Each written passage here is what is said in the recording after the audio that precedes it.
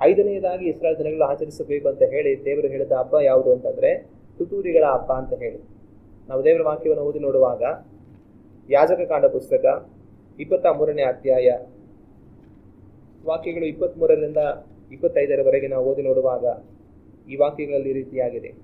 ಯೆಹೋವನು ಮೋಶೆಗೆ ಹೇಳಿದ್ದೇನೆಂದರೆ, ನೀನು ಇಸ್ರಾಯೇಲರಿಗೆ ಹೀಗೆ ಆಜ್ಞಾಪಿಸಬೇಕು, 7ನೇ ತಿಂಗಳಿನ ಮೊದಲನೆಯ ದಿನದಲ್ಲಿ ನಿಮಗೆ ಸಂಪೂರ್ಣ ವಿರಾಮವಿರಬೇಕು. ಅದನ್ನು ತುತ್ತೂರಿಗಳ ಧ್ವನಿಯಿಂದ ಪ್ರಕಟಪಡಿಸಬೇಕು. ದೇವರ ಆರಾಧನೆಗಾಗಿ ಸಭೆಗೂಡಬೇಕು. ಆ ದಿನದಲ್ಲಿ ಯಾವ ಉದ್ಯೋಗವನ್ನು ನಡೆಸಬಾರದು. ಯೆಹೋವನಿಗೆ ಹೋಮವನ್ನು ಮಾಡಬೇಕು. ಈ ವಾಕ್ಯಗಳನ್ನು ನಾವು ಓದುವಾಗ ದೇವರು ಮೋಶೆಯ ಸಂಗಡ ಮಾತನಾಡಿ ಅವರು ಆಚರಿಸಬೇಕಾಗಿರುವಂಥ 5ನೇ ಹಬ್ಬವನ್ನು ಅಂದರೆ ತುತ್ತೂರಿಗಳ ಹಬ್ಬಗಳ ಕುರಿತಾಗಿ ಅವರು ಹೇಳುವಂಥದ್ದನ್ನು ಈ ವಾಕ್ಯಗಳಲ್ಲಿ ನಾವು ಕಾಣ್ತೇವೆ. ಮೊದಲಾಗಿ ಈ ಹಬ್ಬವನ್ನು ಯಾವಾಗ ಆಚರಿಸಬೇಕು, ಈ ಹಬ್ಬವನ್ನು ಅವರು ಯಾವಾಗ ಆಚರಿಸಬೇಕು ಅಂದರೆ 24ನೇ ವಾಕ್ಯದಲ್ಲಿ 7ನೇ ತಿಂಗಳಿನ ಮೊದಲನೆಯ ದಿನದಲ್ಲಿ ನಿಮಗೆ ಸಂಪೂರ್ಣ ವಿರಾಮ ಇರಬೇಕು. ಈ ತುತ್ತೂರಿಗಳ ಹಬ್ಬವನ್ನು ಅವರು ಯಾವಾಗ ಆಚರಿಸಬೇಕು ಅಂತಂದರೆ 7ನೇ ತಿಂಗಳಿನ ಮೊದಲನೆಯ ದಿವಸದಲ್ಲಿ ಇದನ್ನು ಅವರು ಆಚರಿಸುವವರಾಗಿರಬೇಕು. ಪಸ್ಕ ಹಬ್ಬವನ್ನು ಮೊದಲನೇ ತಿಂಗಳಿನ 14ನೇ ದಿನದಲ್ಲಿ ಆಚರಿಸಬೇಕು. ಹುಳಿಯಿಲ್ಲದಿರುವಂಥ ರೊಟ್ಟಿಗಳನ್ನು ತಿನ್ನುವ ಹಬ್ಬವನ್ನು 7 ದಿವಸಗಳು 15ನೇ ದಿನದಿಂದ ಅದು ಪ್ರಾರಂಭವಾಗಿ ಆಚರಿಸಬೇಕು. ಮತ್ತು 3ನೇದಾಗಿ ಪ್ರಥಮ ಫಲ ಹಬ್ಬವನ್ನು ಅವರು ಮೊದಲನೇ ತಿಂಗಳಿನ 16ನೇ ದಿನದಲ್ಲಿ ಆಚರಿಸಬೇಕು. ಮತ್ತು ಅಲ್ಲಿಂದ 50 ದಿವಸಗಳನ್ನು ಲೆಕ್ಕಿಸಿ 50 ದಿವಸಗಳಾದಮೇಲೆ ಪಂಚಾಶತಮ ಹಬ್ಬವನ್ನು ಅವರು ಆಚರಿಸಬೇಕು. ಮತ್ತು ಈ 5ನೇ ಹಬ್ಬವನ್ನು ಯಾವಾಗ ಆಚರಿಸಬೇಕು ಅಂತಂದರೆ 7ನೇ ತಿಂಗಳಿನ ಮೊದಲನೇ ದಿನದಲ್ಲಿ ಇದನ್ನು ಅವರು ಆಚರಿಸುವಂಥವರಾಗಿ ಇರಬೇಕು. ಮತ್ತು ಈ ಹಬ್ಬಕ್ಕೆ ತುತ್ತೂರಿಗಳ ಹಬ್ಬ ಅಂತ ಕರೀತಾರೆ. ಏನಕ್ಕೆ ತುತ್ತೂರಿಗಳ ಹಬ್ಬ ಅಂತ ಇದಕ್ಕೆ ಹೆಸರು ಕೊಟ್ಟಿದ್ದಾರೆ ಅಂತಂತಂದರೆ, ಈ ಹಬ್ಬವನ್ನು ಅವರು ತುತ್ತೂರಿಗಳನ್ನು ಓದುವುದರ ಮುಖಾಂತರವಾಗಿ ಘೋಷಣೆ ಮಾಡ್ತಾರೆ. ಇವತ್ತು ಸಂಪೂರ್ಣ ವಿಶ್ರಾಂತಿಯಿಂದ ಇರುವಂಥ ದಿವಸ ಅಂತ ಹೇಳಿ ಅವತ್ತು ಯಾವ ಕೆಲಸವನ್ನು ಮಾಡದೆ ದೇವರ ಆರಾಧನೆಗೋಸ್ಕರವಾಗಿ ಅವ್ರು ಸಭೆಗೂಡಿ ತುತ್ತೂರಿಗಳನ್ನು ಅವರು ಊದುತ್ತಾ ಆ ದಿನವನ್ನು ಘೋಷಣೆ ಮಾಡ್ತಾರೆ. ಆಗ ಅದರಿಂದ ವಿಶೇಷವಾಗಿ ಈ ದಿವಸಕ್ಕೆ ಏನು ಕರೀತಾರೆ, ತುತ್ತೂರಿಗಳ ಹಬ್ಬ ಅಂತ ಹೇಳಿ ಈ ದಿವಸವನ್ನು ಕರೀತಾರೆ. ಮತ್ತು ಈ ದಿನದಲ್ಲಿ ಅವ್ರು ಏನು ಮಾಡಬೇಕು, ಈ ದಿನದಲ್ಲಿ ಅವ್ರು ಏನು ಮಾಡಬೇಕು ಅಂತಂದರೆ ಅವರಿಗೆ ಸಂಪೂರ್ಣ ವಿರಾಮ ಇರಬೇಕು. ಸಬ್ಬತ್ ದಿವಸದಲ್ಲಿ ಸಹಜವಾಗಿ ಯಾವ ಕೆಲಸವನ್ನು ಮಾಡದೆ ಅವರು ವಿಶ್ರಾಂತಿಯಿಂದ ಇರಬೇಕು. ಅದೇ ರೀತಿಯಾಗಿ ಈ 7ನೇ ತಿಂಗಳಿನ ಮೊದಲನೇ ದಿವಸದಲ್ಲಿಯೂ ಸಹ ಅವರು ಯಾವ ಕೆಲಸವನ್ನು ಮಾಡದೆ ಸಂಪೂರ್ಣ ವಿಶ್ರಾಂತಿಯಿಂದ ಇರಬೇಕು. ಅದನ್ನು ದೇವರು ನೇಮಿಸ್ತಾರೆ. ವಿಶ್ರಾಂತಿಯಿಂದ ಇರೋದು ಮಾತ್ರವಲ್ಲ, ಆ ದಿವಸದಲ್ಲಿ ದೇವರ ಆರಾಧನೆಗಾಗಿ ಅವರು ಸಭೆಗೂಡಬೇಕಾಗಿತ್ತು. ಅದು ಮಾತ್ರವಲ್ಲದೆ ದೇವರಿಗೆ ಅವರು ಹೋಮವನ್ನು ಮಾಡಿ ಯಜ್ಞಗಳನ್ನು ಅರ್ಪಿಸಬೇಕಾಗಿತ್ತು. ಇದನ್ನು ಆ ದಿವಸಗಳಲ್ಲಿ ಅವರು ಮಾಡಬೇಕಾಗಿತ್ತು. ಮತ್ತು ಒಂದು ವಿಶೇಷವಾದ ಕಾರ್ಯ ನಾವು ಗಮನಿಸುವಂಥದ್ದು ಏನು ಅಂತಂತಂದರೆ, ಇಸ್ರಾಯೇಲರಿಗೆ ದೇವರು ಏರ್ಪಡಿಸಿದಂಥ ಹಬ್ಬಗಳಲ್ಲಿ ಪ್ರಾರಂಭ 3 ಹಬ್ಬಗಳು ಒಂದೇ ತಿಂಗಳಲ್ಲಿ ಬರುತ್ತೆ. ಅದು ಮೊದಲನೇ ತಿಂಗಳಿನಲ್ಲಿ, ಮೊದಲನೇ ತಿಂಗಳಿನ 14, 15, 16 ಈ 3 ದಿನಗಳಲ್ಲಿ ಹಿಂದಿಂದನೇ ಮೊದಲನೇ ತಿಂಗಳಲ್ಲಿಯೇ ಆ 3 ಪ್ರಾರಂಭದ ಹಬ್ಬಗಳು ಬರುತ್ತೆ. ಮತ್ತೆ ಕಡೆಯ 3 ಹಬ್ಬಗಳು ಕೂಡ ಒಂದೇ ತಿಂಗಳಲ್ಲಿ ಬರುತ್ತೆ. ಈ ಹಬ್ಬ ತುತ್ತೂರಿಗಳ ಹಬ್ಬ ಇದು 5ನೇ ಹಬ್ಬ. ಇದು 7ನೇ ತಿಂಗಳಿನ ಮೊದಲನೇ ದಿವಸದಲ್ಲಿ ಅವರು ಆಚರಿಸಬೇಕಾಗಿತ್ತು. ಇದು ಮೊದಲುಗೊಂಡು ಈ 7ನೇ ತಿಂಗಳಲ್ಲಿಯೇ ಇನ್ನೂ ಉಳಿದ 2 ಹಬ್ಬಗಳು ಸಹ ಆವಾಗಲೇ ಬರುತ್ತೆ. ಆಗ ಮೊದಲನೇ ತಿಂಗಳಲ್ಲಿ 3 ಹಬ್ಬ ಜೊತೆಯಾಗಿ ಬರ್ತಾ ಇತ್ತು. 7ನೇ ತಿಂಗಳಲ್ಲಿ 3 ಹಬ್ಬ ಜೊತೆಯಾಗಿನೇ ಒಂದೇ ತಿಂಗಳಿನಲ್ಲಿ ಅದು ಬರುತ್ತೆ. ಮತ್ತು ಇನ್ನೊಂದು ವಿಶೇಷತೆ ಏನು ಅಂತಂತಂದರೆ, ಇಸ್ರಾಯೇಲ್ ಜನಗಳಿಗೆ ದೇವರು ವಾರಕ್ಕೊಂದು ಸರಿ ಸಬ್ಬತ್ ದಿವಸವನ್ನು ಆಚರಿಸಬೇಕಂತ ಹೇಳಿದ್ರು. ಅಂದರೆ ಅವರು 6 ದಿವಸ ಕೆಲಸ ಮಾಡಬೇಕು, 1 ದಿವಸ ವಿಶ್ರಾಂತಿಯಿಂದ ಇರಬೇಕು. ಅದೇ ರೀತಿ 7 ವರ್ಷಗಳಿಗೊಮ್ಮೆ ಸಬ್ಬತ್ ವರ್ಷವನ್ನು ಆಚರಿಸಬೇಕಾಗಿತ್ತು. ಅಂದರೆ 6 ವರ್ಷಗಳು ಅವರ ಕೆಲಸಗಳನ್ನೆಲ್ಲ ಮಾಡಬಹುದು.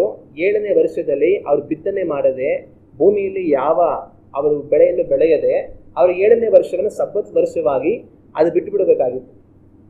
ಆಗ ಅವರು ಸಬ್ಬತ್ ದಿನವನ್ನು ಆಚರಿಸುವುದು, ಸಬ್ಬತ್ ವರ್ಷವನ್ನು ಆಚರಿಸುವುದು ಮಾತ್ರವಲ್ಲ, ಸಬ್ಬತ್ ತಿಂಗಳನ್ನು ಸಹ ಹೆಚ್ಚು ಕಡಿಮೆ ಅವರು ಆಚರಿಸ್ತಾ ಇದ್ರು. ಈ ಅವರ ವರ್ಷದ 7ನೇ ತಿಂಗಳನ್ನ ಸಬ್ಬತ್ ತಿಂಗಳು ಎಂಬುದಾಗಿ ಗುರುತಿಸ್ತಾರೆ. ಕಾರಣ ಏನಂತಂದ್ರೆ, ಈ 7ನೇ ತಿಂಗಳಿನ ಮೊದಲನೇ ದಿನದಲ್ಲಿಯೇ ಸಬ್ಬತ್ ದಿವಸ ಅವರಿಗೆ ಬರುತ್ತೆ. ಅದರ ಜೊತೆಗೆ ಪ್ರತಿ ವಾರ ಕೂಡ ಸಬ್ಬತ್ ದಿವಸ ಬರುತ್ತೆ. ಅದು ಮಾತ್ರ ಅಲ್ದಿರ ಬೇರೆ ಇನ್ನೂ 2 ಹಬ್ಬಗಳು ಇದೇ ತಿಂಗಳಿನಲ್ಲೇ ಬರುತ್ತೆ. ಆವಾಗ ಈ 7ನೇ ತಿಂಗಳಿನಲ್ಲಿ ಮೊದಲನೇ ದಿವಸವು ಸಬ್ಬತ್ ದಿವಸ, ಅಂದರೆ ತುತ್ತೂರಿಗಳ ಹಬ್ಬವನ್ನು ಊದುವಂಥ ಹಬ್ಬ. ಅದ್ರ ಜೊತೆಗೆ ವಾರದ ಸಬ್ಬತ್ ದಿನಗಳು ಮತ್ತೆ ಬೇರೆ 2 ಹಬ್ಬಗಳು, ಇವೆಲ್ಲ ಸೇರ್ಕೊಂಡು ಅವರು ಹೆಚ್ಚಿನ ದಿನಗಳು ಆ ತಿಂಗಳಿನಲ್ಲಿ ವಿಶ್ರಾಂತಿಯಿಂದ ಇರ್ತಾರೆ. ಅದಕ್ಕೆ ಈ 7ನೇ ತಿಂಗಳನ್ನ ಏನ್ ಕರೀತಾರೆ ಅಂದ್ರೆ ಸಬ್ಬತ್ ತಿಂಗಳು ಅಂತ ಕೂಡ ಇದಕ್ಕೆ ಅವ್ರು ಕರೀತಾರೆ. ಮತ್ತೆ ಇನ್ನೊಂದು ಈ ಹಬ್ಬಗಳ ಕುರಿತಾಗಿ ವಿಷಯ ಏನು ಅಂತಂದ್ರೆ, ಈ ಪ್ರಾರಂಭದ 4 ಹಬ್ಬಗಳು, ಇದುವರೆಗೂ ನಾವೇನು ಧ್ಯಾನ ಮಾಡಿದ್ದೀವಿ 4 ಹಬ್ಬಗಳು, ಈ 4 ಹಬ್ಬಗಳು ಈಗಾಗಲೇ ನಮ್ಮ ಕರ್ತನಾದ ಯೇಸು ಕ್ರಿಸ್ತನಲ್ಲಿ ನೆರವೇರಿರುವಂತಹ ಹಬ್ಬಗಳು. ಪಸ್ಕ ಹಬ್ಬ ಯಜ್ಞದ ಕುರಿಮರಿ ಕೊಯ್ಯಲ್ಪಡುತ್ತೆ. ನಮ್ಮ ಕರ್ತನಾದ ಯೇಸು ಕ್ರಿಸ್ತನು ನಮಗಾಗಿ ಶಿಲುಬೆಯಲ್ಲಿ ರಕ್ತ ಸುರಿಸಿ ಮರಣವನ್ನು ಅನುಭವಿಸಿದ್ದಾರೆ. ಹುಳಿ ಇಲ್ಲದಿರುವಂತಹ ರೊಟ್ಟಿಗಳನ್ನು ತಿನ್ನುವಂತ ಹಬ್ಬ, ಅದು ಯೇಸು ಕ್ರಿಸ್ತನು ನಮಗಾಗಿ ಸತ್ತು ಸಮಾಧಿ ಮಾಡಲ್ಪಟ್ಟದನ್ನ ಅದು ಸೂಚಿಸುತ್ತೆ. ಅದೇ ರೀತಿಯಾಗಿ ಅವರು ನಮಗೋಸ್ಕರ ಸಮಾಧಿ ಮಾಡಲ್ಪಟ್ಟಾರೆ.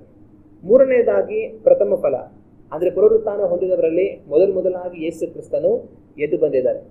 4ನೇದಾಗಿ ಪಂಚಾಶತಮ ದಿವಸ, ಆ ದಿವಸದಲ್ಲಿ ಇಸ್ರಾಯೇಲ್ ಜನಗಳಿಗೆ ಧರ್ಮಶಾಸ್ತ್ರವು ಕೊಡಲ್ಪಟ್ಟಿತ್ತು. ಅದೇ ರೀತಿಯಾಗಿ ಯೇಸು ಕ್ರಿಸ್ತನು ದೇವರ ಆತ್ಮನನ್ನ ನಮಗೆ ಅದೇ ದಿವಸ ಕಳುಹಿಸಿಕೊಟ್ಟು ಹೊಸ ಒಡಂಬಡಿಕೆಯ ನಿಯಮವನ್ನ ನಮ್ಮ ಹೃದಯಗಳಲ್ಲಿ ಬರೆದನು. ಹಲ್ಲೆಲೂಯಾ. ಆಗ ಇದು 4 ನೆರವೇರಿರುವಂತಹ ಹಬ್ಬಗಳು. ಆದ್ರೆ ಇನ್ನು ಉಳಿದಿರುವಂತಹ 3 ಹಬ್ಬಗಳು ಮುಂದೆ ನೆರವೇರಬೇಕಾಗಿರುವಂತಹ ಹಬ್ಬಗಳು, ಅದು ಮುಂದೆ ನಡೆಯುವುದಕ್ಕೆ ಇದೆ. ಮತ್ತೆ ಇನ್ನೊಂದು ಏನಂತಂದ್ರೆ, ಈ ಪ್ರಾರಂಭದ 4 ಹಬ್ಬಗಳು ನಮ್ಮ ಕರ್ತನಾದ ಯೇಸು ಕ್ರಿಸ್ತನ ಮೊದಲನೆಯ ಬರುವಣಿಗೆಯನ್ನು ಸೂಚಿಸುತ್ತೆ. ಅಂದ್ರೆ ಪ್ರಾರಂಭದಲ್ಲಿ 2000 ವರ್ಷಗಳ ಮುಂಚೆ ಅವ್ರ ಮನುಷ್ಯರಾಗಿ ಲೋಕದಲ್ಲಿ ಬಂದು ಏನ್ ಮಾಡಿ ಎಲ್ಲ ಹೋದ್ರು, ಅದನ್ನ ಈ 4 ಹಬ್ಬಗಳು ಸೂಚಿಸುತ್ತೆ. ಆದ್ರೆ ಮುಂದಿನ 3 ಹಬ್ಬಗಳು ನಮ್ಮ ಕರ್ತನಾದ ಯೇಸು ಕ್ರಿಸ್ತನ 2ನೆಯ ಬರುವಿಕೆಯ ಕುರಿತಾಗಿ ಅದು ಸೂಚಿಸುವಂತದ್ದಾಗಿ ಇರುತ್ತೆ. ಆಗ ಇದು 5ನೇ ಹಬ್ಬ, ಅಂದ್ರೆ ತುತ್ತೂರಿಗಳ ಹಬ್ಬಕ್ಕೆ ಸಂಬಂಧಪಟ್ಟಂತ ವಿವರಗಳು. ಈಗ ನಮಗೊಂದು ಪ್ರಶ್ನೆ ಬರಬಹುದು, ಏನಂತಂದ್ರೆ ಈ ಒಂದು ಹಬ್ಬವನ್ನ ಇಸ್ರಾಯೇಲ್ ಜನಗಳಿಗೆ ದೇವರು ಏರ್ಪಡಿಸುವುದಕ್ಕೆ ಕಾರಣ ಏನು? 7ನೇ ತಿಂಗಳಿನ ಮೊದಲನೇ ದಿವಸದಲ್ಲಿ ಅವರು ತುತ್ತೂರಿಗಳನ್ನ ಊದುತ್ತಾ ಈ ದಿವಸವೆಲ್ಲ ವಿಶ್ರಾಂತಿ ದಿವಸ ಅಂತ ಹೇಳಿ ಆ ದಿವಸವನ್ನ ಸಬ್ಬತ್ ದಿವಸವಾಗಿ ಘೋಷಣೆ ಮಾಡಿ ಈ ದಿನವನ್ನ ಈ ರೀತಿ ಆಚರಿಸಬೇಕಂತ ಹೇಳಿ ಇಸ್ರಾಯೇಲ್ ಜನಗಳಿಗೆ ದೇವರು ಹೇಳೋದಕ್ಕೆ ಕಾರಣ ಏನು? ಈ ರೀತಿಯಾಗಿ ದೇವರು ಹೇಳೋದಕ್ಕೆ ಕಾರಣ ಏನು ಅಂತಂತಂದ್ರೆ, ದೇವರು ಅವರನ್ನ ಮುಂಬರುವಂತ ಒಂದು ಅತಿ ಮುಖ್ಯವಾದ ದೊಡ್ಡ ಹಬ್ಬಕ್ಕಾಗಿ ಸಿದ್ಧಪಡಿಸೋದಕ್ಕೆ ಇದನ್ನ ದೇವರು ಏರ್ಪಡಿಸಿದ್ರು. ಈ ಒಂದು ಹಬ್ಬದಲ್ಲಿ ಅವ್ರೇನ್ ಮಾಡ್ತಾ ಇದ್ರು ಅಂತಂತಂದ್ರೆ ತುತ್ತೂರಿಗಳನ್ನ ಊದ್ತಾ ಇದ್ರು. ಈ ದಿನದಲ್ಲಿ ಸಹಜವಾಗಿ ಅವ್ರ ಹತ್ರ ತುತ್ತೂರಿಗಳು ಯಾವಾಗ್ಲೂ ಇರ್ತಾ ಇತ್ತು. ಆದ್ರೆ ಯಾವಾಗ್ಲೂ ಸಹ ಆಗಾಗ ಅವರು ಊದ್ತಾ ಇದ್ರು. ಒಂದು ವೇಳೆ ಜನಗಳನ್ನೆಲ್ಲ ಅವರು ಒಂದು ಕಡೆ ಸೇರಿಸ್ಬೇಕನ್ನುವಾಗ, ಜನಗಳಿಗೆ ಏನಾದ್ರೂ ಒಂದು ಎಚ್ಚರಿಕೆಯನ್ನ ತಲುಪಿಸ್ಬೇಕು, ಶತ್ರುಗಳು ನಮ್ಮ ಮೇಲೆ ದಾಳಿ ಮಾಡ್ತಾ ಇದ್ದಾರೆ, ಎಚ್ಚರಿಕೆಯಾಗಿರಿ ಅಂತ ಜನಗಳನ್ನ ಎಚ್ಚರಿಸುವುದಕ್ಕೋಸ್ಕರವಾಗಿ, ಇಲ್ಲವಾದರೆ ಹಬ್ಬಗಳನ್ನು ಆಚರಿಸುವಂತಹ ಸಮಯಗಳಲ್ಲಿ, ಈ ರೀತಿ ಬೇರೆ ಬೇರೆ ಕಾಲಗಳಲ್ಲಿ ಇಸ್ರಾಯೇಲ್ ಜನಗಳು ತುತ್ತೂರಿಗಳನ್ನ ಊದುತ್ತಾ ಅವರು ಅದನ್ನು ಉಪಯೋಗಿಸ್ತಾ ಇದ್ರು. ಆದ್ರೆ ಬೇರೆ ಎಲ್ಲಾ ಸಮಯಗಳಲ್ಲಿ ಆಗಾಗ ಅವರು ತುತ್ತೂರಿಗಳನ್ನು ಊದ್ತಾ ಇದ್ರು ಸಹ ಈ ಒಂದು ತುತ್ತೂರಿಗಳನ್ನು ಊದುವಂತ ವಿಶೇಷವಾದ ದಿವಸದಲ್ಲಿ ಹೆಚ್ಚಾಗಿ ತುತ್ತೂರಿಗಳನ್ನು ಊದ್ತಾ ಇದ್ರು. ವರ್ಷ ಪೂರ್ತಿ ಯಾವತ್ತೂ ಇಷ್ಟು ತುತ್ತೂರಿಗಳನ್ನ ಅವರು ಊದ್ತಾ ಇರಲಿಲ್ಲ. ಅಷ್ಟು ಅಧಿಕವಾಗಿ ಈ ಒಂದು ತುತ್ತೂರಿಗಳನ್ನು ಊದುವಂತ ದಿವಸದಲ್ಲಿ ಅವರು ಊದ್ತಾ ಇದ್ರು. ಕೆಲವರು ಅವರು ಒಂದೇ ಸರಿ 30 ಬಾರಿ ಊದ್ತಾ ಇದ್ರು ಅಂತ ಹೇಳ್ತಾರೆ. ಅಂದ್ರೆ ಒಂದ್ಸರಿ ಊದಕ್ಕೆ ಶುರು ಮಾಡಿದ್ರೆ ಒಂದ್ಸರಿ ಊದು ನಿಲ್ಲಿಸಿ ಅದೇ ತರ 30 ಸಾರಿ ಊದ್ತಾ ಇದ್ರು ಅಂತ ಕೆಲವರು ಹೇಳ್ತಾರೆ. ಕೆಲವರು 100 ಸಾರಿ ಊದ್ತಾ ಇದ್ರು ಅಂತಾನೆ ಹೇಳ್ತಾರೆ. ಮತ್ತೆ ಇನ್ನೊಂದು ವಿಶೇಷ ಏನಂತಂದ್ರೆ, ಈ ಒಂದು ತುತ್ತೂರಿಗಳ ಹಬ್ಬದ ದಿವಸದಲ್ಲಿ ಇಸ್ರಾಯೇಲ್ ದೇಶ ಪೂರ್ತಿ ಎಲ್ಲಾ ಕಡೆ ತುತ್ತೂರಿಗಳನ್ನು ಊದ್ತಾ ಇದ್ರು. ಆ ದಿನದಲ್ಲಿ ದೇಶದಲ್ಲಿ ಇದ್ರೆ ಎಲ್ಲಾ ಕಡೆಗಳಿಂದ ತುತ್ತೂರಿಗಳ ಶಬ್ದ ಕೇಳಿಸ್ತಾನೆ ಇರೋದು. ಆ ರೀತಿಯಾಗಿ ವಿಶೇಷವಾಗಿ ಈ ದಿವಸವನ್ನ ಅವರು ಆಚರಿಸ್ತಾ ಇದ್ರು. ವರ್ಷ ಪೂರ್ತಿ ಯಾವತ್ತೂ ಅಷ್ಟು ತುತ್ತೂರಿಗಳನ್ನ ಊದ್ತಾ ಇದ್ದಿದ್ದು ಇಲ್ಲ. ಈ ದಿನದಲ್ಲಿ ಮಾತ್ರ ಅದನ್ನ ಅವ್ರು ಮಾಡ್ತಾ ಇದ್ರು. ಆಗ ತುತ್ತೂರಿಗಳನ್ನು ಸಹಜವಾಗಿ ಏನಕ್ಕೋಸ್ಕರ ಆ ಕಾಲದಲ್ಲಿ ಬಳಸ್ತಾ ಇದ್ರು ಅಂತಂದ್ರೆ, ಜನಗಳನ್ನ ಎಚ್ಚರಿಸೋದಕ್ಕೆ, ಜನಗಳಿಗೆ ಏನೋ ಒಂದು ವಿಷಯವನ್ನ ತಿಳಿಸೋದಕ್ಕೆ, ಅಥವಾ ಜನಗಳೆಲ್ಲ ಕೂಡಿ ಬರಬೇಕು ಅಂತ ಅವರನ್ನ ಕರೆ ಕಳಿಸೋದಕ್ಕೆ ತುತ್ತೂರಿಗಳನ್ನ ಆ ಕಾಲದಲ್ಲಿ ಉಪಯೋಗಿಸ್ತಾ ಇದ್ರು. ಒಂದು ಮಾಧ್ಯಮವಾಗಿ. ಇವಾಗ ನಾವು ಜೋರಾಗಿ ಕೂಗಿ ಎಲ್ಲಾ ಬನ್ನಿ ಅಂತ ಕರೆದ್ರೆ ಎಷ್ಟು ದೂರಕ್ಕೆ ಹೋಗೋದಕ್ಕೆ ಸಾಧ್ಯ? ಒಂದು ಸ್ವಲ್ಪ ದೂರವರೆಗೂ ಮಾತ್ರನೇ ಆ ಶಬ್ದ ಹೋಗೋದಕ್ಕೆ ಸಾಧ್ಯ. ಆದ್ರೆ ತುತ್ತೂರಿ ಶಬ್ದ ಊದಿದ್ರೆ ಅದರಲ್ಲಿ ತುಂಬಾ ದೂರದವರೆಗೂ ಸಹ ಅದರ ಶಬ್ದ ಹೋಗುತ್ತೆ. ಅದರಿಂದ ಎಲ್ಲೋ ಇರುವಂತ ಜನಗಳು ಆ ಶಬ್ದವನ್ನು ಕೇಳಿದಾಗ ಅವರಿಗೆ ಆ ಶಬ್ದದ ಮುಖಾಂತರ ಏನ್ ಹೇಳ್ತಾ ಇದ್ದಾರೆ ಅನ್ನೋದು ಗೊತ್ತಾಗ್ತಾ ಇತ್ತು. ಒಂದು, ಆ ಶಬ್ದ ಎಲ್ಲಿ ಬರ್ತಾ ಇದೆ ಅಲ್ಲಿಗೆ ನಾವು ಹೋಗ್ಬೇಕು, ಇಲ್ಲ ಅಂದ್ರೆ ನಾವಿರೋ ಸ್ಥಳದಿಂದ ಓಡಿ ಹೋಗ್ಬೇಕು. ಅಥವಾ ಆ ರೀತಿಯಾಗಿ ಅವರಿಗೆ ಆ ಒಂದು ತುತ್ತೂರಿ ಶಬ್ದದ ಅರ್ಥ ಗೊತ್ತಾಗ್ತಾ ಇತ್ತು. ಅವಾಗ ತುತ್ತೂರಿಗಳನ್ನು ಊದುವಂತ ಉದ್ದೇಶ ಎಲ್ಲ ಆ ಕಾಲದಲ್ಲಿ ಏನು ಅಂತಂದ್ರೆ ಅದರ ಮುಖಾಂತರ ಏನೋ ಒಂದು ಮಾಹಿತಿಯನ್ನ ಎಲ್ಲಾ ಜನಗಳಿಗೂ ತಲುಪಿಸುವಂತದ್ದು ಒಂದು ಉದ್ದೇಶವಾಗಿತ್ತು. ಆಗ ದೇವರು ಈ ಒಂದು 5ನೇ ಹಬ್ಬವನ್ನು ಆಚರಿಸುವಾಗ, ತುತ್ತೂರಿಗಳ ಹಬ್ಬವನ್ನು ಆಚರಿಸುವಾಗ ಆ ದಿನದಲ್ಲಿ ವಿಶೇಷವಾಗಿ ಹೆಚ್ಚಾಗಿ ತುತ್ತೂರಿಗಳನ್ನ ಊದಬೇಕು, ತುತ್ತೂರಿಗಳನ್ನು ಊದುವುದರ ಮುಖಾಂತರವಾಗಿ ಈ ದಿನವನ್ನು ಗೊತ್ತು ಮಾಡಬೇಕಂತ ಹೇಳಿ ದೇವರ ಆಜ್ಞೆ ಕೊಡುವುದನ್ನು ನಾವು ಕಾಣ್ತೀವಿ. ಆಗ ದೇವರು ಏನಕ್ಕೆ ವಿಶೇಷವಾಗಿ ತುತ್ತೂರಿಗಳನ್ನು ಊದುವುದರ ಮುಖಾಂತರವಾಗಿ ಈ ದಿವಸವನ್ನು ನೀವು ಗೊತ್ತು ಮಾಡಬೇಕಂತ ದೇವರು ಹೇಳಿದ್ರು ಅಂತಂದ್ರೆ, ಇದ್ರ ಮುಖಾಂತರವಾಗಿ ದೇವರು ಇಸ್ರಾಯೇಲ್ ಜನಗಳಿಗೆ ಏನೋ ಒಂದು ಎಚ್ಚರಿಕೆಯನ್ನು ಕೊಡುವುದಕ್ಕೆ ಇಷ್ಟಪಟ್ಟರು. ಇಸ್ರಾಯೇಲ್ ಜನಗಳಿಗೆ ಏನೋ ಒಂದು ಕಾರ್ಯವನ್ನು ತಿಳಿಸುವುದಕ್ಕೆ ದೇವರು ಇಷ್ಟಪಟ್ಟರು. ಆ ಕಾರ್ಯ ಏನು ಅಂತಂತಂದ್ರೆ, ಮುಂದೆ ಬರುವುದಕ್ಕೆ ಇರುವಂತ ಈ 6ನೇ ಹಬ್ಬ ಏನ್ ಬರ್ತಾ ಇದೆ, ಆ 6ನೇ ಹಬ್ಬಕ್ಕೆ ಅವರು ಸಿದ್ಧತೆ ಮಾಡ್ಕೊಳ್ಬೇಕು, ಜಾಗರೂಕರಾಗಿರ್ಬೇಕು, ಎಚ್ಚರಿಕೆಯಾಗಿರಬೇಕು ಅನ್ನೋದಕ್ಕೋಸ್ಕರ ಮುಂದೆ ಬರುವಂತ ಹಬ್ಬಕ್ಕೆ ಸಿದ್ಧಪಡಿಸುವುದಕ್ಕಾಗಿ ದೇವರು ತುತ್ತೂರಿಗಳನ್ನು ಊದುವಂತ ಈ ಒಂದು ಹಬ್ಬವನ್ನ ಅವರಿಗೆ ಏರ್ಪಡಿಸಿಕೊಟ್ರು. ಸಹಜವಾಗಿ ನಮ್ಮ ಭಾರತ ದೇಶದಲ್ಲಿ ನಾವು ರೈಲ್ಗಳನ್ನ ನೋಡಿರ್ತೇವೆ. ಎಲ್ಲಾದ್ರೂ ಒಂದ್ ಕಡೆ ರೈಲ್ವೆ ಟ್ರ್ಯಾಕ್ ಹೋಗ್ತಾ ಇದೆ, ಇವಾಗೊಂದು ರೋಡ್ ಇದೆ, ಈ ಕಡೆಯಿಂದ ನಾವು ಆ ಕಡೆ ರೋಡ್ನ ಬಳಸ್ತಾ ಇರ್ತೇವೆ. ನಮ್ಮ ರೈಲ್ಗಳು ಸುಮಾರು ಕಡೆ ಆ ರೋಡ್ ಮಧ್ಯದಲ್ಲಿ ಹಾದು ಹೋಗಿರುತ್ತೆ, ರೈಲ್ವೆ ಟ್ರ್ಯಾಕ್ಗಳು ಅದ್ರ ಮಧ್ಯದಲ್ಲಿ ಹಾದು ಹೋಗಿರುತ್ತೆ. ಆಗ ರೈಲ್ ಬರುವಂತ ಸಮಯದಲ್ಲಿ ಏನ್ ಮಾಡಿರ್ತಾರೆ, ಅಲ್ಲೊಂದು ರೈಲ್ವೆ ಗೇಟ್ ಇರುತ್ತೆ, ಆ ರೈಲ್ವೆ ಗೇಟ್ ಹಾಕ್ಬಿಟ್ಟು ಅದನ್ನ ಮುಚ್ಚಿರ್ತಾರೆ. ಮುಚ್ಚೋದು ಮಾತ್ರ ಅಲ್ಲ, ಅಲ್ಲೇನ್ ಮಾಡಿರ್ತಾರೆ, ಕೆಲವೊಂದು ಕಡೆ ಲೈಟ್ ಬ್ಲಿಂಕ್ ಆಗ್ತಾ ಇರುತ್ತೆ, ಆರೆಂಜ್ ಲೈಟ್ ಬರ್ತಾ ಇರುತ್ತೆ. ಏನಂತಂದ್ರೆ ಇಲ್ಲಿ ರೈಲ್ವೆ ಗೇಟ್ ಮುಚ್ಚಿದೆ, ಅದನ್ನ ಯಾರು ಹೋಗ್ಬೇಡಿ ಅಂತ ದೂರದಲ್ಲಿರುವಂತವ್ರಿಗೆ ಗೊತ್ತಾಗ್ಲಿ ಅಂತ ಲೈಟ್ ಬ್ಲಿಂಕ್ ಆಗೋ ತರ ಮಾಡಿರ್ತಾರೆ. ಬರೀ ಲೈಟ್ ಬ್ಲಿಂಕ್ ಆಗೋದು ಮಾತ್ರ ಅಲ್ಲ, ಅಲ್ಲಿ ಅಲಾರಾಮ್ ಕೂಡ ಬರುತ್ತೆ. ಆ ಗೇಟ್ ಮುಚ್ಚಿದಾಗ್ಲಿಂದ ಆ ರೈಲ್ ಬಂದು ಹೋಗೋವರೆಗೂ ಕೂಡ ಒಂಥರ ಅಲಾರಾಮ್ ಹಾಕಿರ್ತಾರೆ. ಅವಾಗ ಆ ಶಬ್ದ ಏನಕ್ಕೆ ಸೂಚನೆ ಅಂತಂದ್ರೆ, ನಾವು ರೈಲ್ವೆ ಗೇಟ್ ಹಾಕಿದೀವಿ, ರೈಲು ಬರೋದಕ್ಕಿದೆ, ಅದು ಯಾವಾಗ ಬೇಕಾದ್ರೂ ಬರುತ್ತೆ, ಈ ಶಬ್ದವನ್ನು ನೀವು ಕೇಳ್ತಾ ಇದ್ದೀರಾ ಅಂತಂತಂದ್ರೆ ರೈಲು ಬರೋದಕ್ಕಿದೆ, ಅದರಿಂದ ನೀವು ಯಾವುದೇ ಕಾರಣಕ್ಕೂ ಹಳಿಗಳ ಹತ್ರ ಹೋಗಬಾರದು. ಒಂದು ವೇಳೆ ರೈಲಿಲ್ಲ ಏನ್ ಬರುತ್ತೋ ಏನ್ ಕತೆನೋ ಅಂತ ಅನ್ಕೊಂಡು ನೀವು ಹಳಿಗಳ ಹತ್ರ ಹೋಗ್ಬಿಟ್ರೆ ಯಾವುದೇ ಕ್ಷಣದಲ್ಲಿ ಬೇಕಾದ್ರೂ ರೈಲು ಬಂದು ಅಪಘಾತ ಆಗ್ಬಿಡೋದಕ್ಕೆ ಅವಕಾಶ ಇರುತ್ತೆ, ಅದರಿಂದ ಹೋಗ್ಬೇಡಿ ಅಂತ ಒಂದು ಎಚ್ಚರಿಕೆ ಗಂಟೆಯನ್ನ ಆ ಒಂದು ರೈಲ್ವೆ ಕ್ರಾಸಿಂಗ್ ಹತ್ರ ಹಾಕಿರ್ತಾರೆ. ಅವು ಯಾವ ರೀತಿ ರೈಲು ಬರೋದಕ್ಕಿಂತ ಮುಂಚೆ ಒಂದು ಎಚ್ಚರಿಕೆಯ ಶಬ್ದ ಜನಗಳಿಗೆ ಆ ರೈಲ್ವೆ ಗೇಟ್ ಹತ್ರ ಬರುತ್ತೋ, ಅದೇ ರೀತಿಯಾಗಿನೇ ಇಸ್ರಾಯೇಲ್ ಜನಗಳು ಆಚರಿಸಬೇಕಾಗಿದ್ದಂತ 6ನೇ ಹಬ್ಬ, ಅದು ಅತಿ ಮುಖ್ಯವಾದದ್ದು, ಅತಿ ಶ್ರೇಷ್ಠವಾದದ್ದು, ಅತಿ ದೊಡ್ಡ ಹಬ್ಬವಾಗಿತ್ತು. ಆ ಹಬ್ಬವನ್ನ ಅವ್ರು ಆಚರಿಸೋದಕ್ಕಿಂತ ಮುಂಚೆ ದೇವರು ಇಸ್ರಾಯೇಲ್ ಜನಗಳನ್ನು ಎಚ್ಚರಿಸೋದಕ್ಕೆ, ಅವರನ್ನ ಸಿದ್ಧಪಡಿಸೋದಕ್ಕೆ ಇಷ್ಟಪಟ್ಟರು. ಆ ರೈಲ್ವೆ ಗೇಟ್ ಹತ್ರ ಆ ಒಂದು ಧ್ವನಿ, ರೈಲ್ ಇನ್ನೇನು ಬರೋದಕ್ಕಿದೆ ಅನ್ನೋದಕ್ಕೆ ನಮಗೆ ಯಾವ ತರ ಎಚ್ಚರಿಕೆ ಗಂಟೆ ಆಗಿದೆಯೋ, ಅದೇ ರೀತಿನೇ ಈ ತುತ್ತೂರಿಗಳ ಶಬ್ದ ಅವರಿಗೆ ಮುಂದೆ ಆಚರಿಸಬೇಕಾಗಿರುವಂತಹ ಹಬ್ಬಕ್ಕೆ ಅವರಿಗೆ ಎಚ್ಚರಿಕೆ ಗಂಟೆ ಆಗಿತ್ತು. ಆ ಹಬ್ಬಕ್ಕೆ ಅವರನ್ನು ಸಿದ್ಧಪಡಿಸಿಕೊಳ್ಳುವಂತ ಒಂದು ದಾರಿಯಾಗಿ ದೇವರು ಆ ಒಂದು ತುತ್ತೂರಿಗಳನ್ನು ಊದಿ ಆ ದಿನವನ್ನು ನೀವು ಗೊತ್ತು ಮಾಡಬೇಕಂತ ಹೇಳೋದನ್ನ ನಾವು ಕಾಣ್ತೇವೆ. ಹಾಗಾದ್ರೆ ಅವರು 6ನೇದಾಗಿ ಆಚರಿಸಬೇಕಾಗಿದ್ದಂತ ಆ ಹಬ್ಬ ಯಾವುದು ಅಂತಂತಂದ್ರೆ ದೋಷ ಪರಿಹಾರಕ ಮಹಾದಿನ. ಈ ದಿನದಲ್ಲಿ ಏನಾಗ್ತಾ ಇತ್ತು ಅಂತಂದ್ರೆ, ಇಡೀ ದೇಶಕ್ಕೆ ಸಂಬಂಧಪಟ್ಟ ಹಾಗೆ ದೇವರು ಅವರ ಪಾಪಗಳನ್ನ ಅವತ್ತು ನಿವಾರಿಸ್ತಾ ಇದ್ರು. ಹಾಗೆ ಇಡೀ ದೇಶದ ಜನಗಳ ಪಾಪಗಳು ಕ್ಷಮಿಸಲ್ಪಡುವ ಹಾಗೆ ಆವತ್ತು ವಿಶೇಷವಾದ ಯಜ್ಞಗಳನ್ನ ಮಾಡಿ ಅವರು ದೇವರನ್ನ ಪ್ರಾರ್ಥನೆ ಮಾಡ್ತಾ ಇದ್ರು.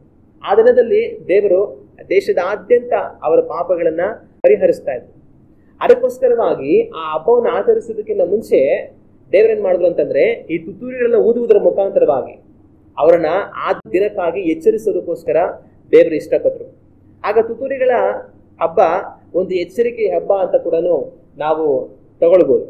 ಸಹಜವಾಗಿ ನಾವು ಸಭೆಗಳಲ್ಲಿ ಜನಗಳು ಏನ್ ಮಾಡ್ತಾರೆ ಅಂತಂದ್ರೆ, ನಮ್ಮ ಕರ್ತನಾದ ಯೇಸು ಕ್ರಿಸ್ತನ ಶರೀರವನ್ನು ರಕ್ತವನ್ನು ಪಾಲಾಗಿ ತೆಗೆದುಕೊಳ್ಳುವುದಕ್ಕಿಂತ ಮುಂಚೆ ಸಹಜವಾಗಿ ಜನಗಳು ಏನ್ ಮಾಡ್ತಾರೆ ಅಂದ್ರೆ ಹೆಚ್ಚಾಗಿ ಪ್ರಾರ್ಥನೆ ಮಾಡ್ತಾರೆ ಮನೆಗಳಲ್ಲಿ. ಮುಂದಿನ ಭಾನುವಾರ ಸಭೆಯಲ್ಲಿ ರೊಟ್ಟಿ ದ್ರಾಕ್ಷಾರಸ ಕೊಡ್ತಾರೆ, ನಾವು ಹೋಗಿ ಸುಮ್ಮನೆ ಹೇಗೋ ಹಾಗೆ ಅಸಡ್ಡೆಯಾಗಿ ದ್ರಾಕ್ಷಾರಸದಲ್ಲಿ ರೊಟ್ಟಿಯಲ್ಲಿ ಪಾಲು ತಗೊಳ್ಬಾರದು, ನಾವು ಚೆನ್ನಾಗಿ ಪ್ರಾರ್ಥನೆ ಮಾಡಿ ವಾಕ್ಯವನ್ನು ಓದಿ ಸಿದ್ಧರಾಗಿ ಹೋಗಿ ನಾವು ರೊಟ್ಟಿಯಲ್ಲಿಯೂ ದ್ರಾಕ್ಷಾರಸದಲ್ಲಿಯೂ ಅಂದ್ರೆ ನಮ್ಮ ಕರ್ತನಾದ ಯೇಸು ಕ್ರಿಸ್ತನ ಶರೀರದಲ್ಲಿಯೂ ರಕ್ತದಲ್ಲಿಯೂ ಪಾಲು ತಗೊಳ್ಬೇಕು ಅಂತ ಹೇಳಿ ಪ್ರಾರ್ಥನೆ ಮಾಡ್ತಾ ಒಂದು ಅದಕ್ಕೆ ಸಿದ್ಧರಾಗ್ತಾ ಬರುವಂತವರುಗಳನ್ನ ನಾವು ಅನೇಕರನ್ನ ನೋಡ್ಬೋದು. ಕೆಲವರಂತೂ ಆ ವಾರದಲ್ಲಿ ಒಂದು ದಿವಸ ಉಪವಾಸ ಇದ್ದು, ದೇವರೇ ನಾನು ನಿಮ್ಮ ಶರೀರದಲ್ಲಿಯೂ ರಕ್ತದಲ್ಲಿಯೂ ಪಾಲನ್ನು ತೆಗೆದುಕೊಳ್ಳೋದಕ್ಕಿದ್ದೀನಿ, ದೇವರೇ ನನ್ನನ್ನು ಅದಕ್ಕಾಗಿ ಸಿದ್ಧಪಡಿಸು, ನನ್ನನ್ನು ಆಯತಪಡಿಸು ಅಂತ ಹೇಳಿ ಉಪವಾಸ ಇದ್ದು ಪ್ರಾರ್ಥನೆ ಮಾಡಿ ಬರುವಂತವ್ರು ಕೂಡ ಇದ್ದಾರೆ. ಆಗ ನಾವು ಯಾವ ರೀತಿ ನಮ್ಮ ಕರ್ತನಾದ ಯೇಸು ಕ್ರಿಸ್ತನ ಶರೀರದಲ್ಲಿಯೂ ರಕ್ತದಲ್ಲಿಯೂ ಪಾಲನೆ ತೆಗೆದುಕೊಳ್ಳುವುದಕ್ಕಿಂತ ಮುಂಚೆ ನಾವು ಪ್ರಾರ್ಥನೆ ಒಟ್ಟಿಗೆ ಸಿದ್ಧರಾಗಿ ನಾವು ಭಯಭಕ್ತಿಯಿಂದ ದೇವರ ಸನ್ನಿಧಿಗೆ ಬರುವಂತವರಾಗಿರ್ತೇವೋ, ಅದೇ ರೀತಿಯಾಗಿ ಇಸ್ರಾಯೇಲ್ ಜನಗಳು ಈ ದೋಷ ಪರಿಹಾರಕ ಮಹಾ ದಿವಸವನ್ನು ಎದುರುಗೊಳ್ಳುವುದಕ್ಕಿಂತ ಮುಂಚೆ ಅವರು ಅದಕ್ಕಾಗಿ ಸಿದ್ಧಪಡಿಸಿಕೊಂಡು ಭಯಭಕ್ತಿಯಿಂದ ಆ ಹಬ್ಬವನ್ನ ಅವರು ಆಚರಿಸಬೇಕಾಗಿತ್ತು. ಆಗ ಅದನ್ನ ಆ ರೀತಿಯಾಗಿ ಆಚರಿಸಬೇಕು ಅನ್ನೋದಕ್ಕೆ ಗುರುತಾಗಿ ದೇವರು ಅದಕ್ಕಿಂತ ಮೊದಲಾಗಿ ಈ ತುತ್ತೂರಿಗಳ ಶಬ್ದವನ್ನು ಏರ್ಪಡಿಸ್ತಾರೆ. ಈ ತುತ್ತೂರಿಗಳ ಶಬ್ದ ದೇಶದಾದ್ಯಂತ ಮೊಳಗುವಾಗ ಅವರಿಗೆ ಒಂದು ಎಚ್ಚರಿಕೆ. ಏನು ಎಚ್ಚರಿಕೆ?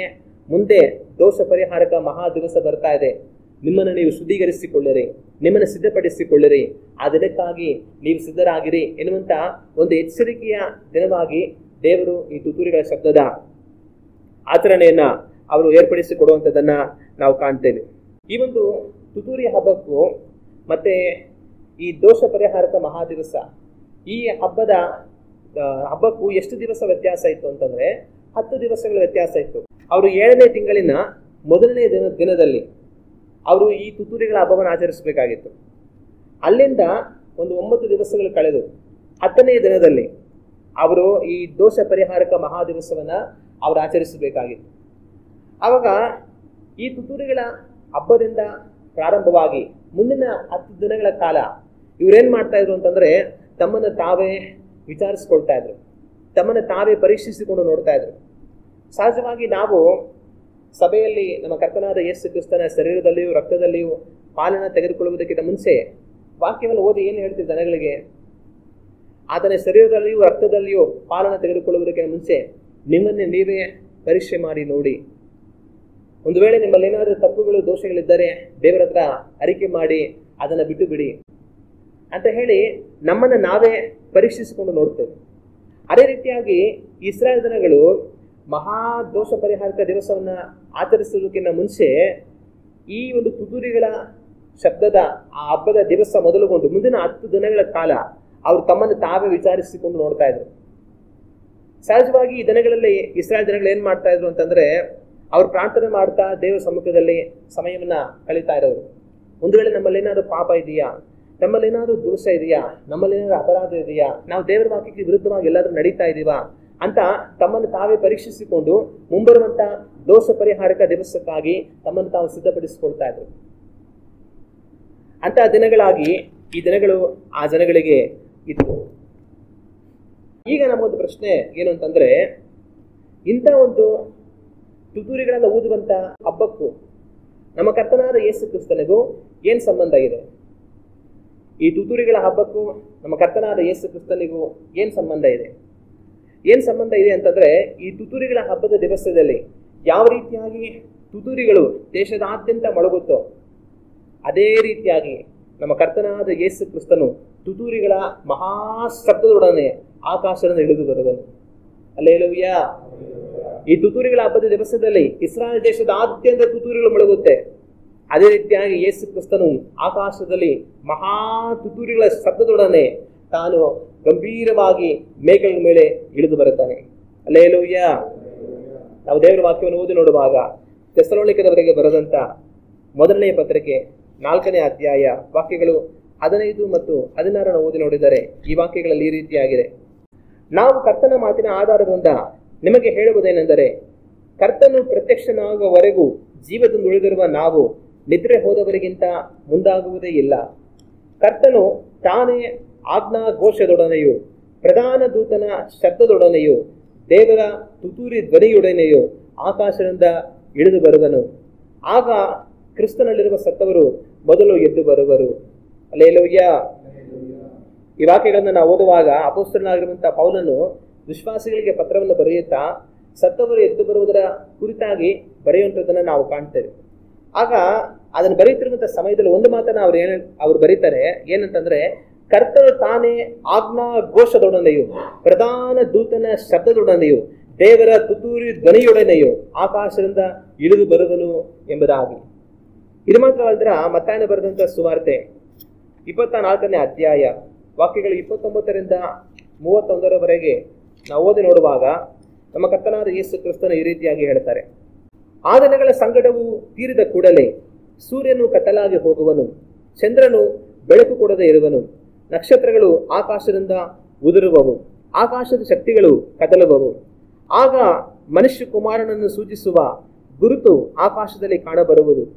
ಆಗ ಭೂಲೋಕದಲ್ಲಿರುವ ಎಲ್ಲಾ ಕುಲದವರು ಎದೆಬಡಿಕೊಳ್ಳುವರು ಮತ್ತು ಮನುಷ್ಯ ಕುಮಾರನು ಬಲದಿಂದಲೂ ಬಹು ಮಹಿಮೆಯಿಂದಲೂ ಆಕಾಶದ ಮೇಘಗಳ ಮೇಲೆ ಬರುವುದನ್ನು ಕಾಣುವರು. ಮತ್ತು ಆತನು ತುತ್ತೂರಿಯ ಮಹಾಶಬ್ದದಿಂದ ತನ್ನ ದೂತರನ್ನು ಕಳುಹಿಸುವನು.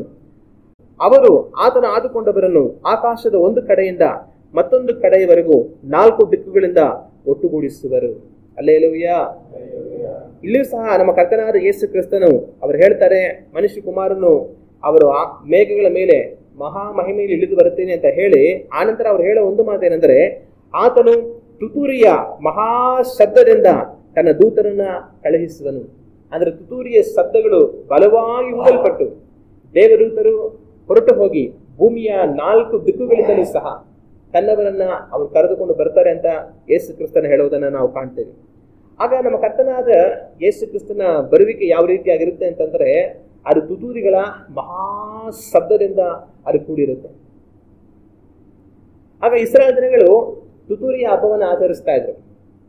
ನಮ್ಮ ಕರ್ತನಾದ ಯೇಸು ಕ್ರಿಸ್ತನು ಸಹ ತುತ್ತೂರಿಗಳ ಮಹಾ ಶಬ್ದಗಳನ್ನೇ ತನ್ನ ಆಕಾಶದಿಂದ ಇಳಿದು ಬರುತ್ತಾರೆ. ಹಲ್ಲೆಲೂಯಾ. ಆಗ ಈ ತುತ್ತೂರಿಗಳ ಶಬ್ದ, ಈ ತುತ್ತೂರಿಗಳ ಹಬ್ಬ ನಮ್ಮ ಕರ್ತನಾದ ಯೇಸು ಕ್ರಿಸ್ತನ ಬರುವಿಕೆಯನ್ನ ಅದು ಸೂಚಿಸುತ್ತೆ.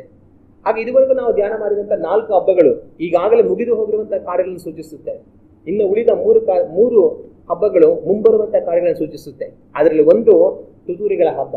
ಮುಂದೆ ನಮ್ಮ ಕರ್ತನಾದ ಯೇಸು ಕ್ರಿಸ್ತನು ತುತ್ತೂರಿಗಳ ಮಹಾ ಶಬ್ದದೊಡನೆ ತಾನು ಇಳಿದು ಬರುವುದಕ್ಕಿದ್ದಾನೆ, ಅದನ್ನ ಅದು ಸೂಚಿಸುತ್ತೆ. ಈ ವಾಕ್ಯವನ್ನ ನಾವು ಧ್ಯಾನ ಮಾಡ್ತಾ ಇರುವಂತ ಈ ಸಮಯದಲ್ಲಿ ಒಂದನ್ನ ನಾವು ಜ್ಞಾಪಕ ಮಾಡಿಕೊಳ್ಳಬೇಕು. ಏನಂದ್ರೆ, ನಮ್ಮ ಕರ್ತನಾದ ಯೇಸು ಕ್ರಿಸ್ತನ ಬರುವಿಕೆ ಅತ್ಯಂತ ಸಮೀಪವಾಗಿದೆ ಅನ್ನೋದನ್ನ ನಾನು ನೀವು ಜ್ಞಾಪಕ ಮಾಡಿಕೊಳ್ಳಬೇಕು. ಈ ದಿನಗಳಲ್ಲಿ ನಮ್ಮ ಕರ್ತನಾದ ಯೇಸು ಕ್ರಿಸ್ತನ ಬರುವಿಕೆ ಹತ್ತಿರವಾಗಿದೆ ಅನ್ನೋದಕ್ಕೆ ಗುರುತಾಗಿ ಅನೇಕ ಕಾರ್ಯಗಳು ನಮ್ಮ ಕಣ್ಣುಗಳ ಮುಂದೆ ನಡೀತಾ ಇರೋದನ್ನ ನಾವು ಕಾಣಬಹುದು. ಭೂಲೋಕದಾದ್ಯಂತ ವಿಪರೀತವಾದ ನೈಸರ್ಗಿಕ ಅವಘಡಗಳು ಸಂಭವಿಸ್ತಾ ಇದೆ. ಲೋಕ ಇದುವರೆಗೂ ಎದುರುಗೊಳ್ಳದಿರುವಂತಹ ನೈಸರ್ಗಿಕ ವಿಕೋಪಗಳು ಅತಿಯಾಗಿ ಈ ಕಡೆಯ ದಿನಗಳಲ್ಲಿ ಸಂಭವಿಸ್ತಾ ಇದೆ. ಯುದ್ಧಗಳು ನಡೀತಾ ಇರುವಂತದನ್ನ ನಾವು ಕಾಣ್ತೀವಿ. ಜಗತ್ತು ಒಂದು ಘೋರವಾದ ಯುದ್ಧವನ್ನು ಎದುರು ನೋಡ್ತಾ ಅದ್ರ ಕಡೆಗೆ ಹೋಗ್ತಾ ಇದೆ. ಅದು ಮಾತ್ರ ಅಲ್ದಿರ ಪಾಪ ವಿಪರೀತವಾಗಿ ಹೋಗ್ತಾ ಇರೋದನ್ನ ನಾವು ಜಗತ್ತಿನಲ್ಲಿ ಕಾಣ್ತೀವಿ. ಹಿಂದೆಂದಿಗೂ ಇಲ್ಲದಷ್ಟು ಕ್ರೂರಿಯಾಗಿ ಮನುಷ್ಯರುಗಳು ಬದಲಾಗಿ ಹೋಗ್ತಾ ಇದ್ದಾರೆ. ವಿಕೃತ ಮನಸ್ಸುಳ್ಳವರಾಗಿ ಜನಗಳು ಬದಲಾಗಿ ಹೋಗ್ತಾ ಇದ್ದಾರೆ. ಮನುಷ್ಯನ ಪ್ರಾಣಕ್ಕೆ ಇವತ್ತು ಬೆಲೆನೇ ಇಲ್ಲ. ಆಗ ಮನುಷ್ಯನ ಪಾಪ ದುಷ್ಟತನ ವಿಪರೀತವಾಗಿ ಹೋಗ್ತಾ ಇರೋದನ್ನ ನಾವು ಕಾಣಬಹುದು. ಮತ್ತೆ ಭೂಲೋಕ ತಂತ್ರಜ್ಞಾನದಲ್ಲಿ ವಿಪರೀತವಾಗಿ ಬೆಳೆದು ಹೋಗ್ತಾ ಇದೆ. ಎಷ್ಟು ಬೆಳೆದು ಹೋಗ್ತಾ ಇದೆ ಅಂತಂತಂದ್ರೆ ಅದು ಮನುಷ್ಯನ ಕೈ ಮೀರಿ ಹೋಗ್ತಾ ಇದೆ. ಇದುವರೆಗೂ ಮನುಷ್ಯ ತಂತ್ರಜ್ಞಾನವನ್ನು ಉಪಯೋಗಿಸಿ ತನಗೆ ಬೇಕಾದ ಎಲ್ಲಾ ಕೆಲಸಗಳನ್ನು ಮಾಡಿಕೊಂಡ. ಅದ್ರ ಮುಂದಕ್ಕೆ ಅದು ಯಾವ ತರ ಹೋಗ್ತಾ ಇದೆ ಅಂತಂದ್ರೆ, ಆ ತಂತ್ರಜ್ಞಾನವೇ ಮನುಷ್ಯನನ್ನ ಆಳ್ವಿಕೆ ಮಾಡುತ್ತೆ. ಇವತ್ತು ನಾವು ಹೇಳಿದಾಗೆ ತಂತ್ರಜ್ಞಾನ ಎಲ್ಲಾ ಕೆಲಸ ನಮಗೆ ಸುಲಭವಾಗಿ ಮಾಡಿ ಕೊಡ್ತಾ ಇದೆ. ನಾಳೆ ತಂತ್ರಜ್ಞಾನ ವಿಪರೀತವಾಗಿ ಬೆಳೆದು ಹೋಗಿ ಅದು ಹೇಳಿದಾಗ ನಾವು ಕೇಳಬೇಕಾದ ಪರಿಸ್ಥಿತಿಗೆ ಮನುಷ್ಯ ಹೊರಟೋಗ್ತಾ ಇದ್ದಾನೆ. ಆರ್ಟಿಫಿಷಿಯಲ್ ಇಂಟೆಲಿಜೆನ್ಸ್, ChatGPT ಏನೆಲ್ಲ ಹೇಳ್ತಾ ಇದ್ದಾರೆ. ವಿಜ್ಞಾನಿಗಳು ಹೇಳ್ತಾರೆ ಮಾತೇನೆ ಅಂತಂದ್ರೆ, ದಯವಿಟ್ಟು ಈ ಅನ್ವೇಷಣೆಯನ್ನು ನಿಲ್ಲಿಸಿ, ಈ ಅನ್ವೇಷಣೆಯಿಂದ ಮುಂದುವರಿಯಬಾರದು. ಆರ್ಟಿಫಿಷಿಯಲ್ ಇಂಟೆಲಿಜೆನ್ಸ್ ಇದುವರೆಗೂ ಎಷ್ಟು ಬೆಳವಣಿಗೆ ಕಂಡಿದೆ ಅಷ್ಟು ಸಾಕು. ಇನ್ನೂ ಅದನ್ನ ಡೆವಲಪ್ ಮಾಡ್ಕೊಂತ ಹೋದ್ರೆ ಮನುಷ್ಯ ಕುಲಕ್ಕೆ ಅದು ಅಪಾಯವಾಗುತ್ತೆ ಅಂತ ವಿಜ್ಞಾನಿಗಳು ಆತಂಕ ಪಡ್ತಾ ಇದ್ದಾರೆ. ಇಷ್ಟು ದಿವಸ ಇದೆಲ್ಲ ನಮಗೆ ಕೆಲಸಕ್ಕೆ ಅನುಕೂಲ ಆಗ್ತಾ ಇತ್ತು, ನಮ್ಮ ಕೆಲಸ ಸುಲಭ ಮಾಡ್ತಾ ಇತ್ತು. ಆದ್ರೆ ಇವತ್ತೇನಾಗ್ತಾ ಇದೆ ಅಂತಂದ್ರೆ ಅದು ನಮ್ಮ ಕೆಲಸವನ್ನ ಕಿತ್ಕೊಂತಾ ಇದೆ. ಎಷ್ಟೋ ಕಂಪನಿಗಳಿಂದ ಕೆಲಸದವರನ್ನ ಆಚೆ ಹಾಕ್ತಾ ಇದ್ದಾರೆ. ಏನಕ್ಕೆ ಅಂದ್ರೆ ಇವ್ರು ಮಾಡೋ ಕೆಲಸನ ಮಿಷಿನೇ ಮಾಡ್ತಾ ಇದೆ. ಈಗ ಆರ್ಟಿಫಿಷಿಯಲ್ ಇಂಟೆಲಿಜೆನ್ಸ್ ನೀನ್ ಬೇಕಾಗೇ ಇಲ್ಲ, ಮನುಷ್ಯ ಬೇಕಾಗೇ ಇಲ್ಲ. ಆಗ ಇಷ್ಟು ದಿವಸ ಕೆಲಸಕ್ಕೆ ಅನುಕೂಲ ಮಾಡ್ತಾ ಇದ್ದಿದ್ದು ಈಗ ನಮ್ಮ ಕೆಲಸವನ್ನ ಕಿತ್ಕೊಳ್ಳುವಂತ ಸ್ಥಾನಕ್ಕೆ ಬಂದಿದೆ. ನಾಳೆ ಹೋಗ್ತಾ ಹೋಗ್ತಾ ಅದು ನಮಗೆ ಅಧಿಕಾರಿ ಆಗುತ್ತೆ. ಅದು ಹೇಳಿದಂಗೆ ನಾವು ಕೇಳಬೇಕಾದ ಪರಿಸ್ಥಿತಿ ಬರುತ್ತೆ. ಆಗ ತುಂಬಾ ಅಪಾಯದ ಕಡೆಗೆ ಜಗತ್ತಿನ ತಂತ್ರಜ್ಞಾನ ಹೋಗ್ತಾ ಇರೋದನ್ನ ನಾವು ಕಾಣ್ತೇವೆ. ಮತ್ತೆ ತರತರವಾದ ರೋಗಗಳು. ಮೊನ್ನೆ ತಾನೇ ನಮಗೆ ಕೊರೋನಾ ಎಲ್ಲ ಬಂದು ಹೋಯ್ತು. ಆದ್ರೆ ಕೊರೋನಾ ಎಲ್ಲ ಬಂದು ಹೋಗಿರೋದು ಒಂದು ಸ್ಯಾಂಪಲ್ ಮಾತ್ರ. ಹಂಗಂದ್ರೆ ಕೊರೋನಾ ಬಂದಿದ್ರಲ್ಲಿ ಸಾವು ತುಂಬಾ ಕಡಿಮೆ ಇತ್ತು. 100 ಜನಕ್ಕೆ ಅದು ಬಂದ್ರೆ ಒಬ್ರು ಇಲ್ಲ ಇಬ್ರು ಸಾಯ್ತಾ ಇದ್ರು. ಅದರಲ್ಲೂ ಕೂಡ ತುಂಬಾ ವಯಸ್ಸಾಗಿರೋರು, ತರತರವಾದ ರೋಗ ಬಾಧೆಗಳಿದ್ದಂಥವ್ರು ಅದರಿಂದ ಸಾಯೋ ಸಾಧ್ಯತೆ ಇತ್ತು. ಅದರಲ್ಲೂ ಇನ್ನು ಎಷ್ಟೋ ಜನ ಬೈಕೆ ಸತ್ತೋದ್ರು. ಕೊರೋನಾ ಬಂದು ಅಯ್ಯೋ ನನಗೆ ಕೊರೋನಾ ಬಂದ್ಬಿಡ್ತಂತೆ ಅನ್ನೋಂಥ ಬೈಕೇನೆ ಎಷ್ಟೋ ಜನ ಸತ್ತೋದ್ರು. ಹಾಗೆ ಕೊರೋನಾ ಅಷ್ಟೊಂದು ಮಾರಣಾಂತಿಕವಾದ ರೋಗವಾಗಿರಲಿಲ್ಲ. ಆದರೆ ಮುಂದೆ ಮುಂದೆ ಬರೋ ರೋಗಗಳು ವಿಪರೀತವಾದ ಮಾರಣಾಂತಿಕವಾದ ರೋಗಗಳಾಗಿರುತ್ತೆ ಅಂತ ಆರೋಗ್ಯ ತಜ್ಞರು ಈಗಾಗಲೇ ಅವರು ಎಚ್ಚರಿಕೆ ಕೊಡ್ತಾ ಇದ್ದಾರೆ. ಆಗ ನಮ್ಮ ಕರ್ತನಾದ ಯೇಸು ಕ್ರಿಸ್ತನ ಬರುವಿಕೆ ಕಾಲಗಳು ಹತ್ತಿರವಾಗಿದೆ ಅನ್ನೋದಕ್ಕೆ ಎಷ್ಟೋ ಸೂಚನೆಗಳನ್ನ ಈ ಜಗತ್ತಿನಲ್ಲಿ ಇವತ್ತು ನಾವು ನೋಡೋದಕ್ಕೆ ಸಾಧ್ಯ. ಅವಾಗ ಇದೆಲ್ಲ ನಮ್ಮ ಕಣ್ಮುಂದೆ ನಡೀತಾ ಇರುವಾಗ ನಾವು ಜ್ಞಾಪಕ ಮಾಡ್ಕೊಳ್ಬೇಕಾಗಿರುವಂತ ಒಂದು ಕಾರ್ಯ, ನಮ್ಮ ಕರ್ತನಾದ ಯೇಸು ಕ್ರಿಸ್ತನ ಬರುವಿಕೆ ಅತ್ಯಂತ ಸಮೀಪವಾಗಿದೆ ಅನ್ನೋದನ್ನ ನಾವು ಜ್ಞಾಪಕದಲ್ಲಿಟ್ಟುಕೊಳ್ಬೇಕು. ಮತ್ತೆ ಇನ್ನೊಂದು ವಿಷಯ, ತುತ್ತೂರಿಗಳ ಹಬ್ಬವನ್ನು ಆಚರಿಸುವಂತಹ ದಿವಸದಲ್ಲಿ ಅವರು ತುತ್ತೂರಿಗಳನ್ನ ಊದ್ತಾ ಇದ್ರು. ನಮ್ಮ ಕರ್ತನಾದ ಯೇಸು ಕ್ರಿಸ್ತನ ಬರುವಿಕೆಯು ಸಹ ತುತ್ತೂರಿಗಳ ಶಬ್ದದೊಡನೆ ಇರುತ್ತೆ. ಆದ್ರೆ ನಮ್ಮ ಕರ್ತನಾದ ಯೇಸು ಕ್ರಿಸ್ತನ ಬರುವಿಕೆ ತುತ್ತೂರಿಗಳ ಶಬ್ದದೊಡನೆ ಇರೋದು ಮಾತ್ರವಲ್ಲ, ಇವತ್ತು ಸಹ ದೇವರು ಅವರ ತುತ್ತೂರಿ ಶಬ್ದಗಳನ್ನ ನನಗೆ ನಿಮಗೆ ಎಷ್ಟೋ ಸರಿ ಕೇಳಿಸ್ತಾನೆ ಇದ್ದಾರೆ. ಯೇಸು ಕ್ರಿಸ್ತನ ಬರುವಿಕೆಯಲ್ಲಿ ತುತ್ತೂರಿಗಳ ಶಬ್ದಗಳು ಉಂಟಾಗುತ್ತೆ. ಆದ್ರೆ ಆತನ ಬರುವಿಕೆಯಲ್ಲಿ ತುತ್ತೂರಿ ಶಬ್ದಗಳು ಉಂಟಾಗೋದು ಮಾತ್ರವಲ್ಲ, ಇವತ್ತು ಸಹ ನನ್ನ ನಿಮ್ಮ ಜೀವಿತದಲ್ಲಿ ಎಷ್ಟೋ ಸರಿ ದೇವರು ತನ್ನ ತುತ್ತೂರಿಯ ಶಬ್ದಗಳನ್ನ ಕೇಳ ಮಾಡ್ತಾ ಇರ್ತಾರೆ. ಹಾಗಾದ್ರೆ ಅರ್ಥ ಏನು? ದೇವರು ನಮ್ಮೊಡನೆ ಮಾತನಾಡಿ ನಮ್ಮನ್ನ ಎಚ್ಚರಿಸ್ತಾ ಇರ್ತಾರೆ. ಈ ಒಂದು ತುತ್ತೂರಿಯ ಹಬ್ಬಗಳನ್ನು ಇಸ್ರಾಯೇಲ್ ಜನಗಳು ಯಾವ ಕಾರಣಕ್ಕೆ ಆಚರಿಸಬೇಕಾಗಿತ್ತು? ಅದು ಮುಂಬರುವಂತ ಹಬ್ಬಕ್ಕೆ ಅವರಿಗೆ ಎಚ್ಚರಿಕೆಯ ಶಬ್ದವಾಗಿತ್ತು. ಮುಂದೆ ದೋಷ ಪರಿಹಾರಕ ದಿವಸ ಬರೋದಕ್ಕಿದೆ, ಆ ದಿವಸಕ್ಕಾಗಿ ನಿಮ್ಮನ್ನು ಸಿದ್ಧಪಡಿಸಿಕೊಳ್ಳಿರಿ ಅಂತ ಒಂದು ಎಚ್ಚರಿಕೆಯ ಹಬ್ಬವಾಗಿ ದೇವರು ಅದನ್ನು ಕೊಟ್ಟರು. ಅದೇ ರೀತಿಯಾಗಿ ನನ್ನನ್ನು ನಿಮ್ಮನ್ನು ದೇವರು ಅನೇಕ ಸಾರಿ ಎಚ್ಚರಿಸುವವರಾಗಿರ್ತಾರೆ. ನಾವು ಅನೇಕ ಸರಿ ದೇವರ ವಾಕ್ಯವನ್ನು ಓದುವಾಗ ದೇವರ ವಾಕ್ಯದಿಂದ ದೇವರು ತಮ್ಮ ತುತ್ತೂರಿ ಶಬ್ದವನ್ನ ನಮಗೆ ಕೇಳೋ ಹಾಗೆ ಮಾಡ್ತಾರೆ. ಅಂದ್ರೆ ತನ್ನ ವಾಕ್ಯದಿಂದ ದೇವರು ನಮ್ಮನ್ನು ಎಚ್ಚರಿಸ್ತಾರೆ. ಒಂದು ವೇಳೆ ನಮ್ಮಲ್ಲಿ ಏನಾದ್ರೂ ಇನ್ನೂ ಪಾಪವಿದ್ರೆ, ನಾವು ಮನೆ ತಿರುಗಬೇಕಾಗಿರುವಂತ ಇನ್ನೂ ಯಾವುದೋ ಒಂದು ಕಾರ್ಯ ಇದ್ರೆ, ನಮ್ಮಲ್ಲಿ ನಾವು ಸರಿಪಡಿಸಿಕೊಳ್ಳಬೇಕಾಗಿರುವಂತ ಯಾವುದೋ ಒಂದು ಕಾರ್ಯ ಇರುವಾಗ ದೇವರು ಅವ್ರ ವಾಕ್ಯವನ್ನು ನಾವು ಓದುವ ಸಮಯದಲ್ಲಿ ಅವ್ರ ವಾಕ್ಯದ ಮುಖಾಂತರ ನಮ್ಮ ಹತ್ರ ಮಾತಾಡ್ತಾರೆ. ಅದು ದೇವರ ತುತ್ತೂರಿಯ ಶಬ್ದವಾಗಿ ನಮಗೆ ಕೇಳಿಸುತ್ತೆ. ನಾವು ಪ್ರಾರ್ಥನೆ ಮಾಡುವಾಗ ಕೆಲವೊಂದು ಸಲ ನಮ್ಮ ಪ್ರಾರ್ಥನೆಯ ಸಮಯದಲ್ಲಿ ದೇವರು ನಮ್ಮೊಳಗೆ ಮಾತಾಡ್ತಾರೆ. ನಾವು ದೇವರನ್ನ ಆರಾಧಿಸುವ ಸಮಯದಲ್ಲಿ ದೇವರ ಆರಾಧನೆಗಳ ಮುಖಾಂತರವಾಗಿ ನಮ್ಮೊಡನೆ ಕೆಲ ಸಮಯ ದೇವರು ಮಾತಾಡ್ತಾರೆ. ನಾವು ಸಭೆಯಾಗಿ ಕೂಡಿ ಬಂದು ದೇವರ ವಾಕ್ಯ ಸಂದೇಶವನ್ನು ಕೇಳ್ತಾ ಇರುವಾಗ ಈ ವಾಕ್ಯ ಸಂದೇಶಗಳ ಮುಖಾಂತರವಾಗಿ ದೇವರು ಕೆಲವೊಂದು ಸರಿ ತಮ್ಮ ತುತ್ತೂರಿ ಶಬ್ದವನ್ನ ನಮಗೆ ಕೇಳ ಮಾಡ್ತಾರೆ.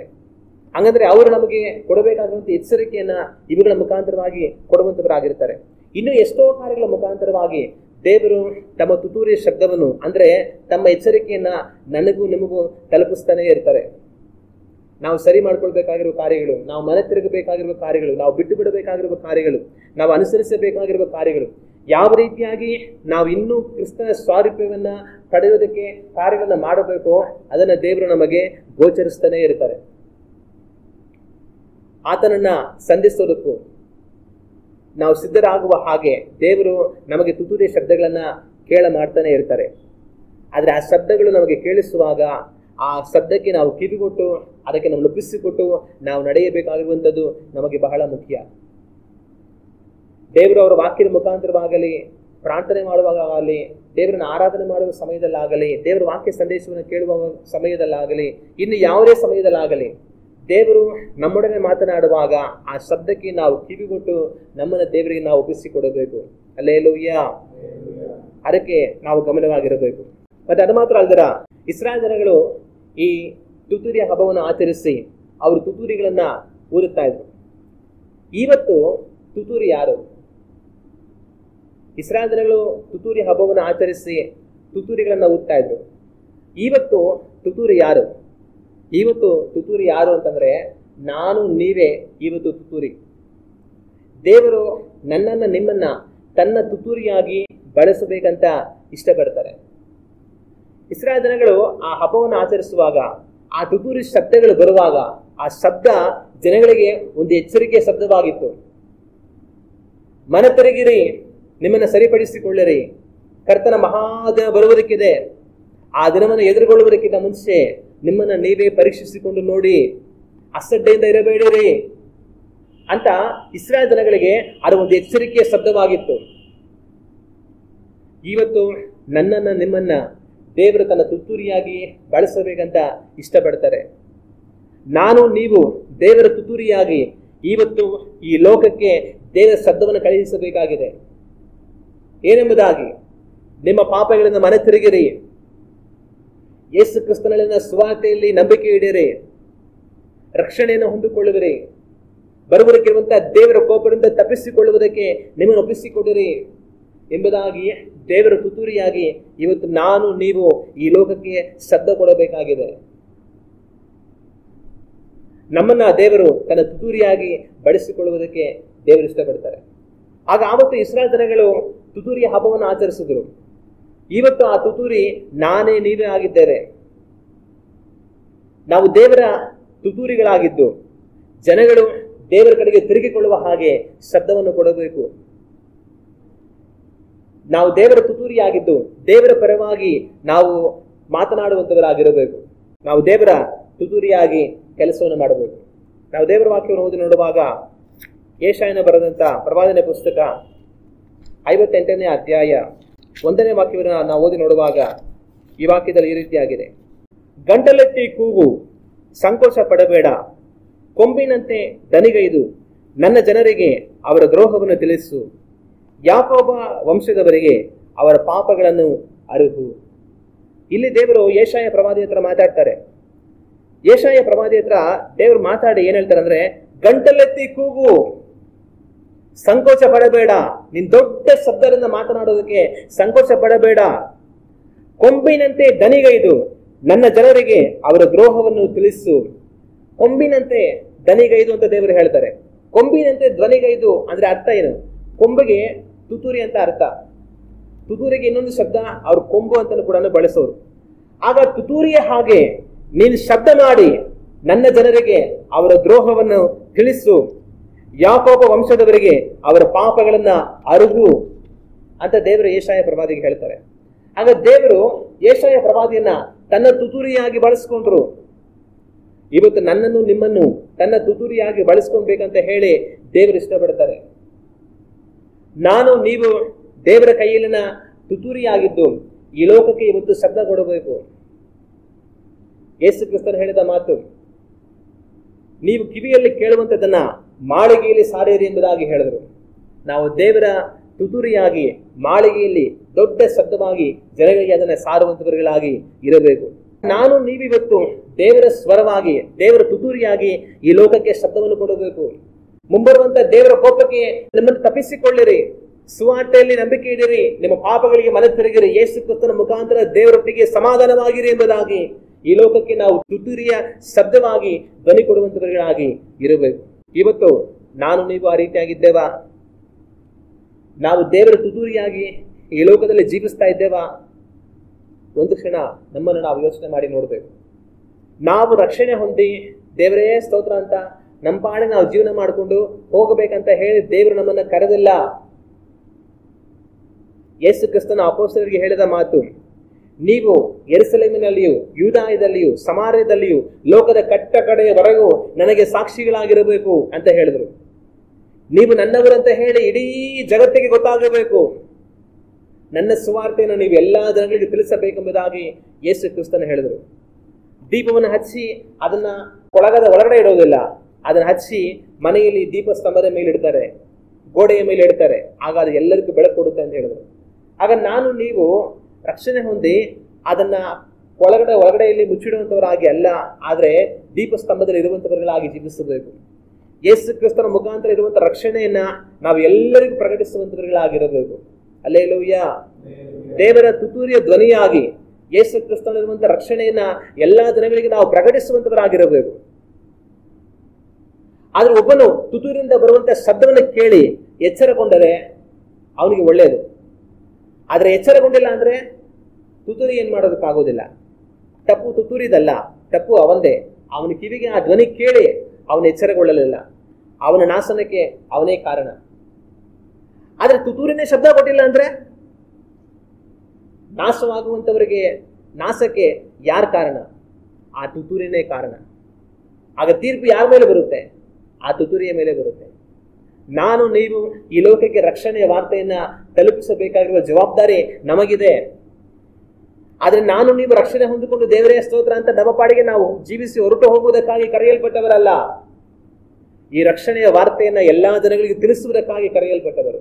ಆಗ ಆತನಿಗೆ ನಾವು ಸಾಕ್ಷಿಗಳಾಗಿ ನಮ್ಮ ಸುತ್ತಮುತ್ತಲಿರುವ ನಾವು ಹೋಗುವ ಬರುವ ಎಲ್ಲಾ ಸ್ಥಳದಲ್ಲಿರುವ ಜನಗಳಿಗೆ ನಾನು ಯೇಸು ಕ್ರಿಸ್ತನವನು, ಆತನ ಮುಖಾಂತರವಾಗಿ ರಕ್ಷಣೆ ಉಂಟು ಎಂಬುದಾಗಿ ನಾವು ಎಲ್ಲಾ ಸಮಯಗಳಲ್ಲಿ ಸಾಕ್ಷಿ ಕೊಟ್ಟು ಆತನ ವಾಕ್ಯವನ್ನು ತಿಳಿಯಪಡಿಸುವಂತವರಾಗಿ ಇರಬೇಕು.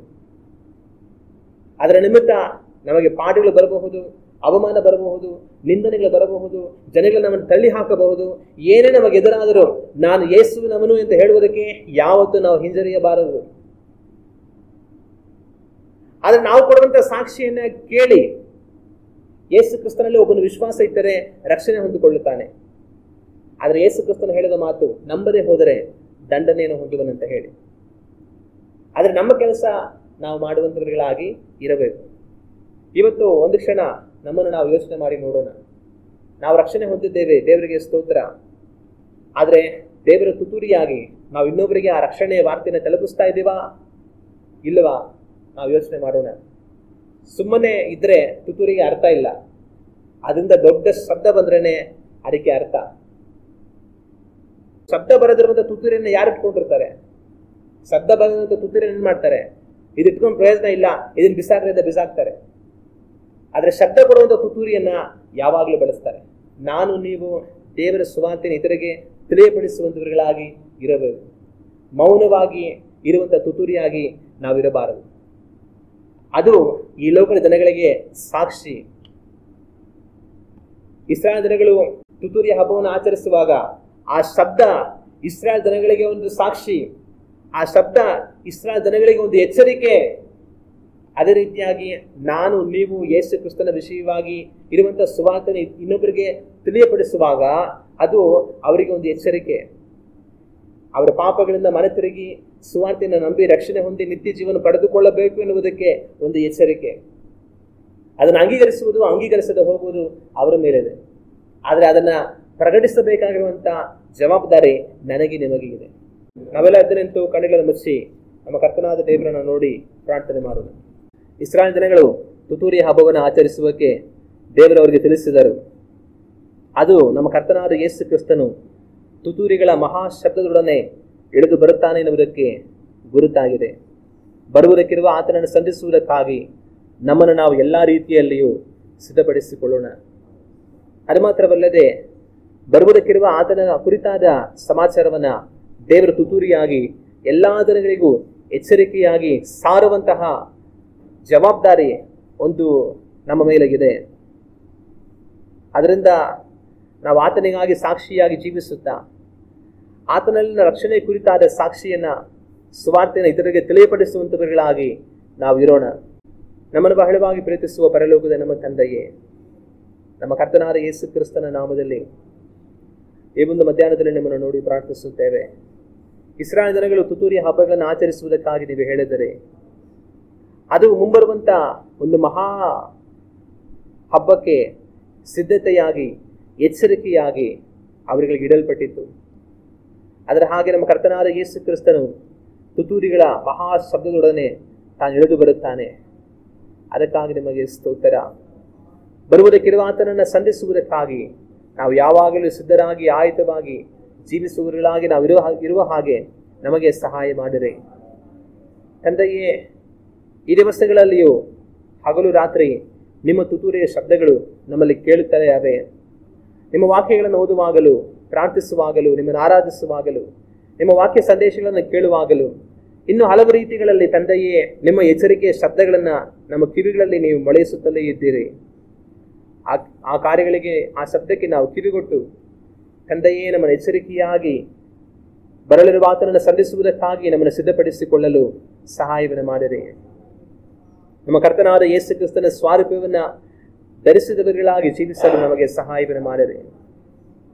ಅದು ಮಾತ್ರವಲ್ಲದೆ ಈ ರಕ್ಷಣೆಯ ಸುವಾರ್ತೆಯನ್ನ ನಾವು ಇತರರಿಗೆ ತಂದೆಗೆ ತಿಳಿಯಪಡಿಸಬೇಕಾಗಿರುವಂತ ಒಂದು ದೊಡ್ಡ ಜವಾಬ್ದಾರಿ ನಮ್ಮ ಮೇಲೆ ಉಂಟು.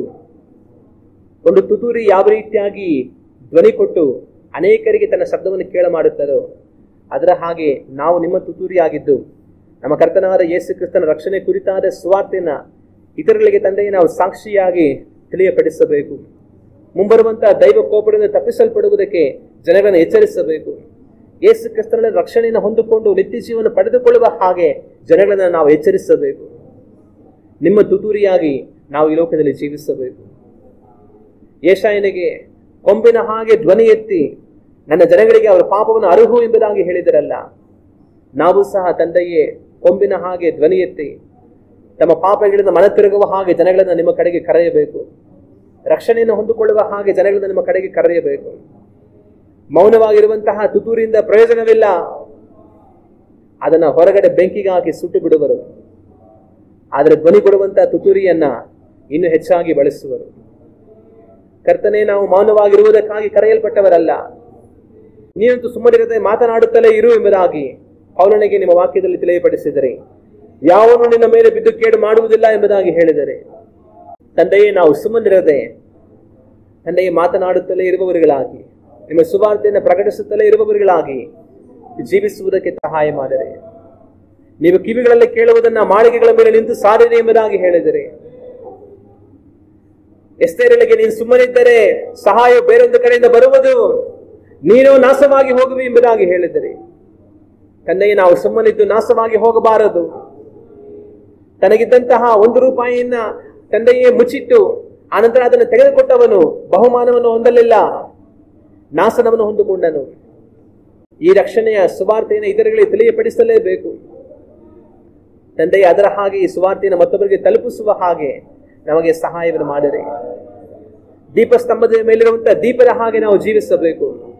ಎಲ್ಲಾ ಜನಗಳ ಮುಂದೆಗಡೆ ನಿಮಗಾಗಿ ನಾವು ಸಾಕ್ಷಿಗಳಾಗಿ ಜೀವಿಸುವಂತೆ, ತಂದೆಯೇ ನಾವು ವಾಸ ಮಾಡುತ್ತಿರುವಂತಹ ಬೆಳಕಿಗೆ ಇತರಗಳು ಸಹ ಬರುವ ಹಾಗೆ ನಾವು ಕರೆಯುವಂತೆ ನಮಗೆ ತಂದೆಯೇ ಸಹಾಯ ಮಾಡಿರಿ ಎಂಬುದಾಗಿ ಪ್ರಾರ್ಥಿಸುತ್ತೇವೆ. ತಂದೆಯೇ, ನಿಮ್ಮ ಸುವಾರ್ತೆಯನ್ನು ತಿಳಿಯಪಡಿಸುವಂತ ಒಂದು ಹಂಬಲವನ್ನು ನಮ್ಮಲ್ಲಿ ಉಂಟು ಮಾಡಿರಿ, ಒಂದು ದಾಹವನ್ನು ಉಂಟು ಮಾಡಿರಿ. ನನ್ನಂತೆ ಇತರ ಪುರುಷನು ಸಹ ರಕ್ಷಣೆ ಹೊಂದಿಕೊಳ್ಳಬೇಕಲ್ಲ, ಇತರ ಮನುಷ್ಯನು ಸಹ ರಕ್ಷಣೆ ಹೊಂದಿಕೊಳ್ಳಬೇಕಲ್ಲ, ಅಗ್ನಿ ನರಕಕ್ಕೆ ಗುರಿಯಾಗಬಾರದಲ್ಲ ಎನ್ನುವಂತ ಒಂದು ದಾಹವನ್ನು ನಮ್ಮಲ್ಲಿ ಉಂಟು ಮಾಡಿರಿ. ತಂದೆಯ ಸುವಾರ್ತೆಯನ್ನು ತಿಳಿಯಪಡಿಸುವಂತ ಆತುರವನ್ನ ನಮ್ಮಲ್ಲಿ ಉಂಟು ಮಾಡಿರಿ, ಆ ಭಾರವನ್ನು ನಮ್ಮಲ್ಲಿ ಉಂಟು ಮಾಡಿರಿ. ನಾವು ಮಾತನಾಡಿ ಇತರಿಗೆ ಸುವಾರ್ತೆಯನ್ನು ಪ್ರಕಟಿಸಿ ನಿಮ್ಮ ರಕ್ಷಣೆಗೆ ಅವರನ್ನ ತೆರೆಗಳನ್ನ ಕೊಂಡು ತರುವ ಹಾಗೆ ನಮಗೆ ಸಹಾಯ ಮಾಡಿರಿ. ತಂದೆ, ಇದುವರೆಗೂ ನಾವು ಮೌನವಾಗಿ ಜೀವಿಸಿದ್ದರೆ ನಾವು ಪಾಪಿಗಳನ್ನು ಅರಿಕೆ ಮಾಡುತ್ತೇವೆ, ನಮ್ಮನ್ನು ಕ್ಷಮಿಸಿರಿ.